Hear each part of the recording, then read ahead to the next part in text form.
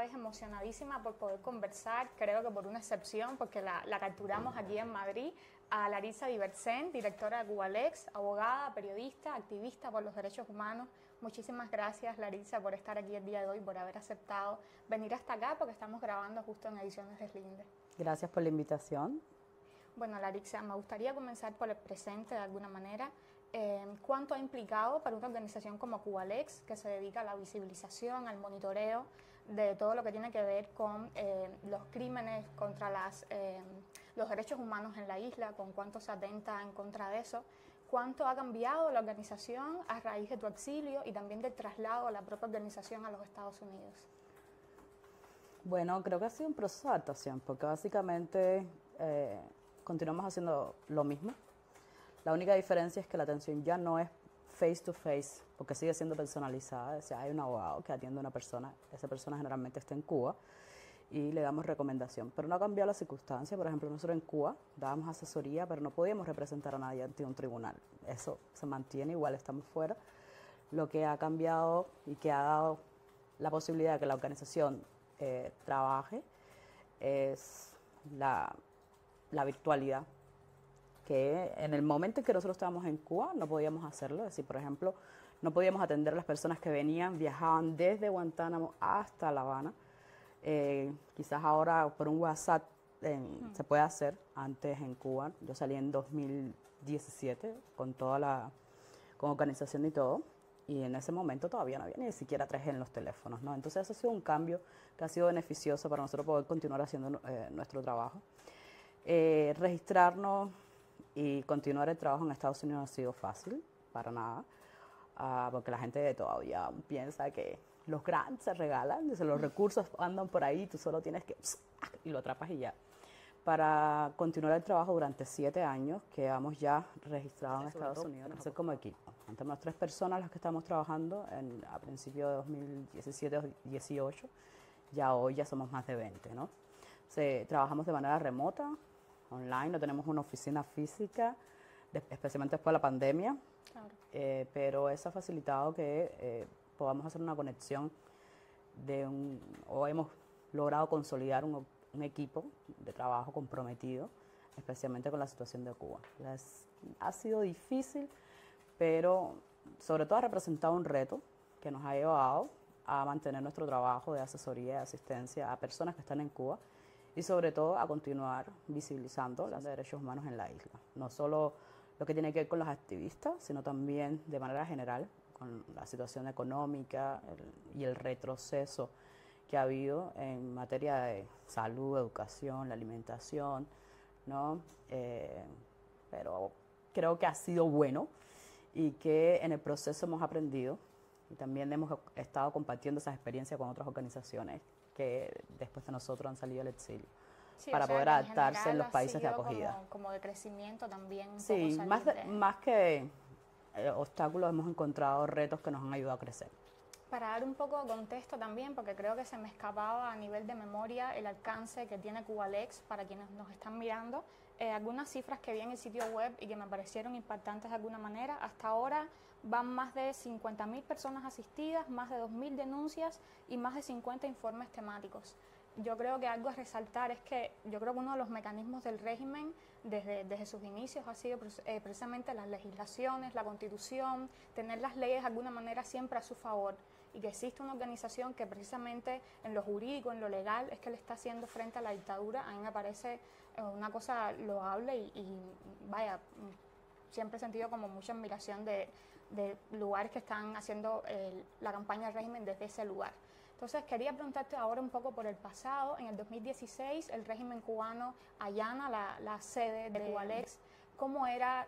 Hablamos un poco cómo es ahora trabajar en los Estados Unidos desde fuera, que da otro alcance, otra visión también de la isla. ¿Cómo era hacerlo dentro de la isla, en esa hostilidad, en esa violencia de alguna manera? Mira, en la isla nosotros trabajamos, yo creo que en un escenario donde todo el mundo sabía de que el trabajo que nosotros hacíamos como en activismo de derechos humanos se considera contrarrevolución, especialmente en el barrio que vivía, el Calvario. El Ejército Occidental está a 2 cuadras de mi casa. Arroyo Naranjo. En Arroyo Naranjo, sí. Pero a diferencia de otros grupos que en ese momento, por decirlo de alguna manera, la actividad principal era, por ejemplo, hacer protestas, manifestaciones, nosotros trabajamos dentro de una oficina, que la oficina estaba, la sede cual estaba en mi casa, ¿no? Entonces ahí no tuvimos tanto problema de hacer el trabajo y sobre todo porque el 5%, 6% de las personas que iban a la oficina eran activistas. El resto eran personas que tenían problemas legales y podríamos decirlo de alguna forma, no tenían una motivación política porque en el fondo de todo Claro. uno llega a que... El trasfondo es político. Exacto.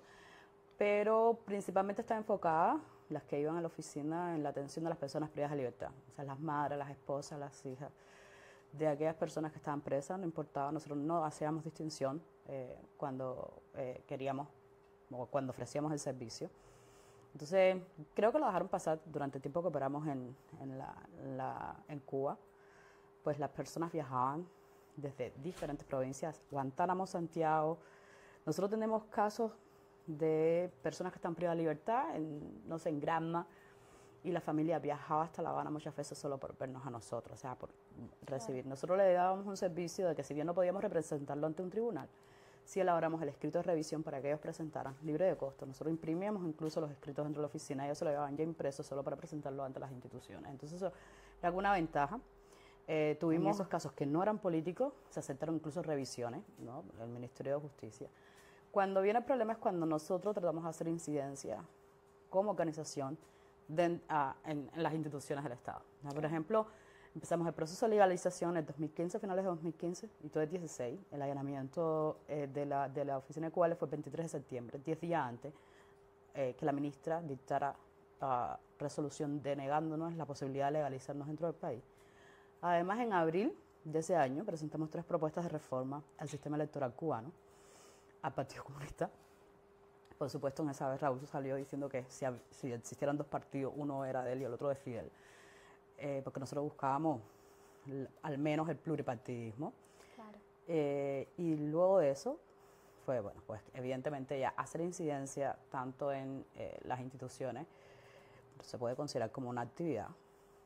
Bueno, después de lo que nos pasó a nosotros, una actividad riesgosa dentro de Cuba. Y bueno, fue el allanamiento, que realmente imposibilita el trabajo, especialmente en mi caso y de todo el equipo de abogados que estamos trabajando ahí. Un miembro del equipo, Julio Ferrer, fue privado de la libertad durante un año, fue arrestado durante el arresto y estuvo un año privado de libertad. Entonces, sí es una actividad que genera riesgo y eso fue lo que nos motivó a salir. Pero sí atendíamos bastante personas, familiares de personas privadas de libertad. Ahí pudimos documentar muchísimas violaciones dentro de prisión. Lamentablemente perdimos mucha información de esa época porque se llevaron todo, todas las computadoras, todos los teléfonos, todo lo que fuera algo en lo que se pudiera almacenar, eso se lo llevaron todo. Y sí se perdió información, pero al menos nos quedó la experiencia de todo el trabajo que se hizo y si no hubiese sido por esa parte de trabajo dentro de Cuba, creo que hoy no hubiéramos podido continuar con el trabajo que estamos haciendo. ¿Y algunas metas a futuro para la organización, retos que estén un poco por cumplir? Bueno, retos es fortalecernos a nivel institucional. O sea, no es solo fortalecerse que, bueno, sí, tenemos un registro y todo lo demás, pero todo depende de que el equipo pueda mantenerse, ¿sabes? ¿No? El trabajo nuestro es un proceso de aprendizaje constante, porque el contexto te obliga a eso. Las situaciones y las condiciones en 2017, cuando salimos de Cuba, no son las mismas que ahora, ¿no? Entonces uno tiene que aprender, incluso analizar la situación de Cuba desde la perspectiva de los derechos humanos y desde el punto de vista legal, ¿no? Todos los días sale una norma nueva, cambiaron toda la legislación, por ejemplo, en materia penal, ley de procedimiento penal, código penal, y todo eso implica un estudio nuevo porque ellos han tratado de venderse como una legislación que anda como progresista, pero sigue siendo restrictiva en cuanto a derechos como la libertad de expresión, libertad de asociación, sino también que hay retrocesos incluso en las garantías del debido proceso. O sea, el reto nuestro es poder consolidarnos como equipo. O sea, nosotros no tenemos la capacidad de cubrir todas las necesidades que tiene sociedad civil, ¿sabes? No podemos, aunque quisiéramos. no tenemos ese alcance y para eso tendríamos que ser un equipo mucho más grande y todo depende de poder tener recursos. Pero sí, la meta nuestra es fortalecernos institucionalmente para poder ofrecer un servicio para ayudar a otras organizaciones a fortalecerse. Porque si no, creo que no vamos a poder, porque es demasiada, a veces demasiada la demanda. Y una de las cosas que tiene el equipo de Cubale es sobrecarga de trabajo. Porque no es solo individuos quienes nos consultan, también hay organizaciones dentro de Cuba a las que nosotros asistimos, también acompañamos durante un proceso, especialmente en el tema de hacer incidencia, ¿no? A nivel internacional, a veces hasta a nivel nacional, pero con las advertencias de que ya nosotros sabemos los costos de hacer incidencia dentro del país, ¿no? Claro. Entonces, ahí vamos, pero no podemos asumir toda esa demanda y ojalá que podamos fortalecernos para seguir apoyando otras organizaciones. Sí, yo creo que en ese caso, para fortalecerse la financiación es algo primordial. Pero no es lo único, ¿eh? Claro. Porque todo el mundo piensa que con dinero se resuelve todo, no es lo único. Por ejemplo, retener un equipo, cuando digo retener no es que se te quieran ir, sino que cuando tú empiezas a trabajar con ellos se mantengan. Crear y consolidar un equipo de trabajo donde muchas veces el tiempo nuestro depende del contexto. Ahora mismo empiezan las protestas de una detención y el equipo tiene que ponerse prácticamente 24 horas ahí en función, ¿no? No importa si yo me siento mal, si yo estoy enferma, el contexto te pide. Hay veces que tienes una demanda muy alta, mucho más de lo que nosotros podemos, tú sabes, cubrir. La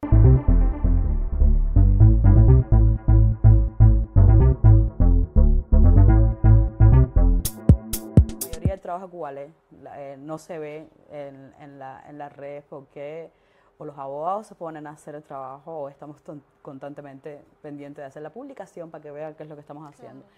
Y creo que las personas que están en Cuba no tienen prioridad para nosotros. O sea, si es por publicar en las redes sociales todos los resultados de trabajo que tenemos, no, pues no va a ser posible. Claro, sí, pero, un poco el trabajo invisible de alguna manera. Sí, el que está detrás, ¿no? Para llevar todo esto, ¿no? Garantizar de que una persona desde Cuba escriba y hay un abogado que pueda darle al menos orientación. Si las personas la siguen o no, ya eso es otro asunto, pero tratamos de que haya alguien disponible para contestar sus preguntas. Larissa, y también estoy muy interesada yo creo que tú has alzado mucho y que tiene que ver con los derechos humanos, por supuesto, todo lo que tiene que ver el activismo de minorías, has hablado mucho sobre el racismo dentro de Cuba, que está implícito en el régimen cubano y también fuera. Y quería preguntarte, no sé, no tengo muy claro cómo elaborar la pregunta, pero si desde el punto de vista vivencial tú has experimentado racismo en instituciones que tienen que ver con la financiación de este tipo de organizaciones o en otro tipo de esferas. ¿Me preguntas afuera? Sí, digo en el contexto del activismo. Si sientes que, por siempre hablamos del racismo dentro del régimen, que también tiene como cierta violencia implícita. Lo que yo podría decir ahí, acceso como organización en la que yo he sido la líder y de la que he presentado el proceso, no tengo ahí que mostrar, pero sí hacemos análisis. Y, por ejemplo, los artistas afrodescendientes tienen menos posibilidades de acceder a recursos, incluso en casos de emergencia. Eso es lo que se ve. Bueno, tampoco es que podamos ver un montón de organizaciones con un montón de líderes mujeres que pueden tener acceso. Principalmente lo vemos en el caso, por ejemplo, y te voy a poner un ejemplo muy concreto, Daisy Muñoz, una dama de blanco que trató de salir del país forzada al exilio a Rusia, no pudo obtener o lograr que la recibiera un país europeo, una mujer que tenemos documentado las golpizas, las detenciones que ha sufrido. Estamos hablando de violencia física, incluso violencia institucionalizada por ella, ser negra y además dama de blanco, mujer, va implícito todo. Y ella fue deportada. Sin embargo, esa situación puede que no le pase a un artista. Y tenemos varios casos así de personas afrodescendientes que no tienen la posibilidad, por ejemplo, de, en caso de emergencia o riesgo, poder acceder a fondos de emergencia, recursos o salir del país porque su vida corre peligro. La mitad de ellos posiblemente terminen en prisión, con una causa en la que no se respetaron ninguno de sus derechos. Eso es lo que te puedo decir dentro del activismo. Sí influye mucho porque realmente las organizaciones que están dentro de Cuba o desde Cuba no tienen la posibilidad de acceder directamente a recursos, necesitan un intermediario y generalmente lo que pasa es que esos recursos están, es que hay muchos factores, eso no es una cosa aislada, son muchos factores, la desconfianza que hay, que si la seguridad por acá, por allá, ¿no? Pero lo que yo sí veo es que los artistas afrodescendientes tienen menos posibilidades de hacer un teléfono, si se lo quita la seguridad, a cambiarlo, por ejemplo, Claro. Y el tipo de artismo que se hace también. Porque en mi percepción, dentro de la sociedad hay como una... Estoy tratando de buscar la palabra exacta, porque el término, o sea, es discriminación. Con el activismo, como el Estado se dedicaba a desacreditar a los artistas, los ha pintado como delincuentes, ¿no? Como personas que no tienen un alto nivel y además de la fuerza y violencia bruta que muchas veces utiliza con estos activistas. Cuando miras a ver las condiciones de vida de estos activistas no son las más adecuadas, pero sin embargo en el televisor dicen que las damas de blanco salen a protestar todos los domingos por $30 y alguien que pueda razonar $30 todos los días a coger golpes los domingos. Claro. O sea, eso no. O sea, no es lógico y evidentemente ya eso desmonta todo el discurso que dio el gobierno. Tú todos los domingos no puedes salir. Son 4 domingos al mes solo para que te den golpe, te rompan un brazo. Y dentro de toda esa violencia, las mujeres negras son las más violentadas. Te pongo el caso de Sonia Garro y no me acuerdo el nombre de Maribel. Recuerdo que le partieron un tabique. Estoy hablando de personas que han ido a mi casa, casos que yo he documentado, que yo he podido entrevistar. La violencia es mucho más fuerte. Por ejemplo, hay un video, un testimonio de Berta Soler, donde recuerda que llevaron niños a hacer un mitin de repudio a su casa y los niños les decían negramona, ofensas de tipo racial, Claro. ¿sabes? Con respecto a las mujeres y solo esto porque el Estado decía, bueno, cobran 30 pesos y desde el propio activismo mucha gente se distanciaba, ¿ya?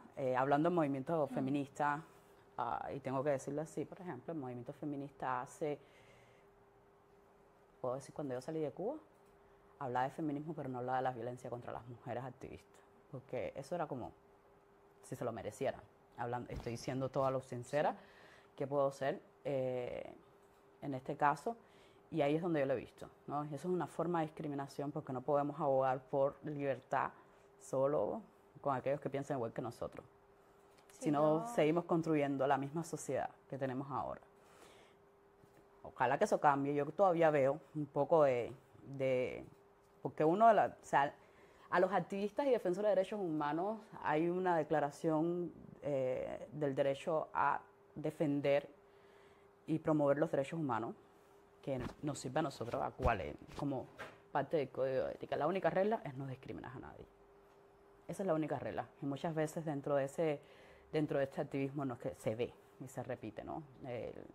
Si piensa diferente a ti, ya, y nos estamos acusando constantemente de que por promover tal derecho o los derechos de tal grupo ya somos considerados como de una posición ideológica, que eso es una tendencia no solo de Cuba, es una tendencia dentro del mundo de los derechos humanos, ¿no? La de ideologizar los derechos humanos.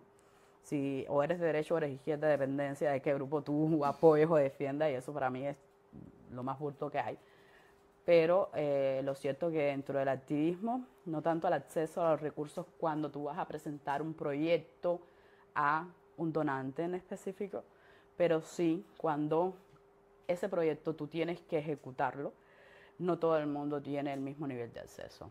No sé si ahí respondí tu pregunta. Sí, es que justo conversaba el tema con otras amigas activistas y quería aprovechar la oportunidad que te iba a tener aquí hoy para lanzar la pregunta también. Y bueno, también un poco desde el punto de vista más personal, luego de tu partida de Cuba, y esta es una pregunta que me gusta mucho hacerle a los que ya estamos fuera de la isla, ¿tú has visualizado una Cuba democrática? Y si la visualizas, ¿te ves tú dentro de ella? O sea, ¿sería para ti el regreso una opción? Quiero que te sea sincera. Espero. Yo no veo una Cuba democrática en ni largo plazo. Creo que falta mucha educación y como te dije lo que hablé antes, lo del tema de que todavía Mira, la mayoría de las personas que estamos ahora hemos crecido y recibido educación de un sistema que es adoctrinamiento, no es educación, es adoctrinamiento, y además autoritario.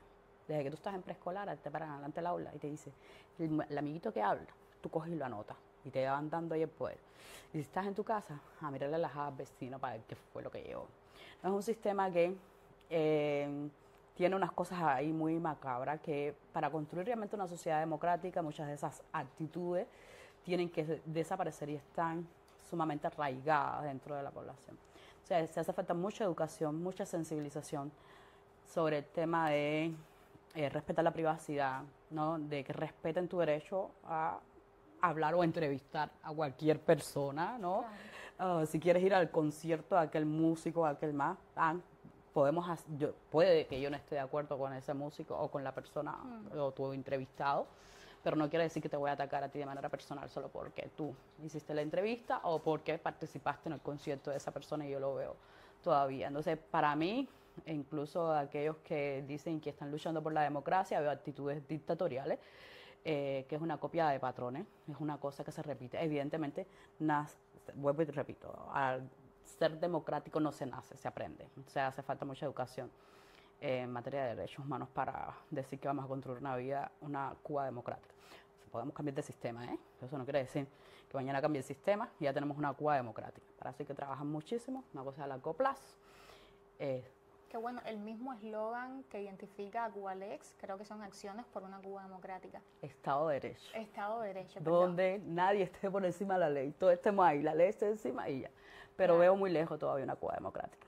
Lo veo de verdad muy lejos. Creo sí, que lo va... que te iba a decir era que me pareció un poco paradójico porque siento que eres de las personas y tu organización también lo es, que más está construyendo esa utopía de la Cuba democrática y sin embargo no crees en eso. Creo que no es porque estás ojo, no creo, no. Yo no visualizo una Cuba claro, democrática. Ojo, yo sí creo en la que sí es la democrática, pero todavía no estamos en el punto, por ejemplo, en el que podamos tener un diálogo en el que todos nos pongamos, podamos tener opiniones diferentes sin jalarnos las greñas y llevarlo al plano personal. O sea, tú no puedes decir que mañana va a haber una Cuba democrática o el sueño que yo tengo es una Cuba donde todos quepamos, donde todos nos podamos respetar. Y yo estoy viendo que si cambia mañana Cuba, eso no va a ser posible, incluso viendo lo que tenemos dentro de las organizaciones y los que nos relacionamos dentro de la sociedad civil como tal. O sea, no es que no crean la democracia, esos sí son valores que nosotros tratamos de transmitir y aprender. Digo, cuando se trata de salir el dictador que llevamos dentro, es guárdalo, ¿no? Aquí las decisiones se toman por consenso. Todos tenemos derecho a opinar. Eso todavía entra en la propia sociedad civil que dice que es independiente y democrática o pro-democrática está. Yo por lo menos estoy en este escenario de 2007, he pasado por bastantes espacios y te puedo decir que falta muchísimo para eso, para tener una Cuba democrática. No es que no creen en ella, yo sí creo en ella, lo que si me dices mañana, yo no la veo. Sí, me parece que ha sido las respuestas más interesantes porque la gente se pone como muy utópica o de repente sí le apetece visualizar eso y que tú me digas eso estando enfrente de Cubalex, formando parte de ese equipo, pues como que nos baja un poco a la tierra de todo lo que nos falta también como sociedad civil, como diáspora dispersa por el mundo, cuánto tenemos que curar y que enmendar. Y bueno, quisiera saber algún deseo personal que quisieras cumplir a corto plazo, alguna meta que tengas. He leído mucho que eres una mujer que funciona por metas. Y quería preguntarte por esto, por algún deseo y también por saber un poco de tus referentes, como cuando si es por meta, quiero mi meta así, si es por meta, sí, ¿no? Lo que quiero es, no sé, unas vacaciones en una playa, tú sabes, paradisíaca, ¿no? Porque realmente el trabajo absorbe bastante y, bueno, uno de los grandes problemas cuando, primero, uno es víctima de represión en Cuba, sale de Cuba, se exilia, muy pocas veces tienen el tiempo de recibir, atención en cuestiones de salud mental. El trabajo siempre es prioridad, ¿no? Y ya uno en un momento determinado pues tiene un agotamiento y realmente lo estamos viendo dentro de nuestro equipo y hemos llamado la atención de la necesidad de descanso que requerimos como entre todos, ¿no? Entonces, así meta, seguir trabajando, mis metas es seguir trabajando por Cuba, ¿qué te puedo decir? Pero si es una meta, pues en la playa paradisíaca, donde no tenga que coger el teléfono para... Pues con que ni en las vacaciones, Claro. ¿sabes? Ni en las vacaciones yo puedo decir, ay, deja el teléfono por ahí, no lo voy a mirar, porque realmente hay algo que siempre hay... Bueno, con toda esa Cuba siempre pasa algo. Sí, que al final se trabaja por los derechos humanos en una precariedad y que puede afectar la salud mental y eso es algo... Y bueno, Ya, yo creo que... el último es graduarme estoy haciendo otra maestría en administración de empresas, entonces nada que ver con derecho, bueno, esa que me está llevando la mano, pero ahí, ya. Bueno, y también quería saber, no sé si te gusta mucho saberlo, pero tú eres un referente de liderazgo femenino en Cuba, muy importante también para generaciones posteriores como la mía, y quería saber por tus propios referentes, cuando estabas dentro de la isla, fuera, mujeres sobre todo que tú veías o que de alguna manera te daban un poco de fuerza, un contexto Mi madre. tan hostil. Mi madre, creo que una de las cosas que he llevado, no sé, porque si te voy a ser sincera, fui primero defensora de derechos humanos antes de poder considerarme feminista, ¿no? O sea, yo sí siempre quise ser mujer independiente, pero no usaba mi término de feminista o algo así. Pero sí, mi inspiración fue mi mamá. Mi mamá es una mujer con discapacidad, tiene reducida la movilidad, 3 hijos y verla siempre, tú sabes, sin descanso. No hay obstáculos, surgió hay que seguir para adelante, hay que resignarse. Creo que ese es uno de mis referentes principales, tú sabes, no detenerte nunca. Aquí nada es imposible, todo lo que tú quieras tú lo puedes lograr siempre que te empleas. No te va a caer del cielo, que del cielo no cae, pero si trabajas, lo logras. Y nada, ese es el principal, ¿no? Deber de mi madre. Y bueno, ya por último, ¿algún ritual personal que te ayude como a conectar contigo, a volver a cierta serenidad, alguna manía, alguna manera? Mi única manía y esa es la música y el baile. Me encanta la música, soy bastante ecléctica. Cuando cualquier ritmo que suene, un tamborcito, un bajo, el piano, el violín, no tengo ni siquiera instrumento preferido, me gustan todos, en dependencia de eso. Y bailar, que sí me gusta. Esas son las 2 cosas que yo me transporto y me voy. Eso. Qué bonito terminar así transportadas en el baile. Muchísimas gracias, Laritza, por haber Gracias a ti por la conversado invitación. contigo.